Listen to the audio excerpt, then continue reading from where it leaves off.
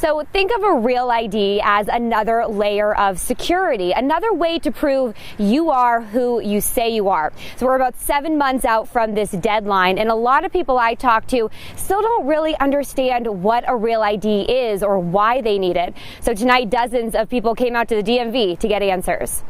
You know what a real ID is? No, I didn't know about that. Not completely. What's it called? A real ID.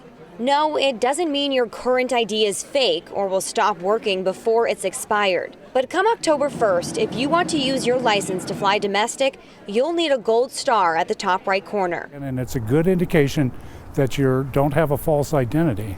In response to the 9/11 terror attacks, Congress passed the Real ID Act in 2005. Most of the terrorists, if not all of them, had valid state IDs. Department of Homeland Security says real IDs are more consistent and secure. It's inconvenient now, but in the long run, it's going to help security. Mike and his wife were two of dozens of people who showed up to the DMV on Flamingo Wednesday night for a town hall. They learned about the real ID requirements. We don't want to get to the DMV and not have the proper documentation. I had everything but the birth certificate. Like Glenn. It has to have the raised seal on it. And Roy. Didn't bring my Social Security card. I had my Medicare card, but that's not good enough. People who had good enough paperwork got this, so they don't have to stand in that when they come back. At counter number 35. But some people aren't in a rush to get back. Sometimes it's hard, the red tape. They said I would either have to go back to my home state and ask for a certified copy of my birth certificate or renew my passport. It's unlikely all Americans will have a real ID by October 1st.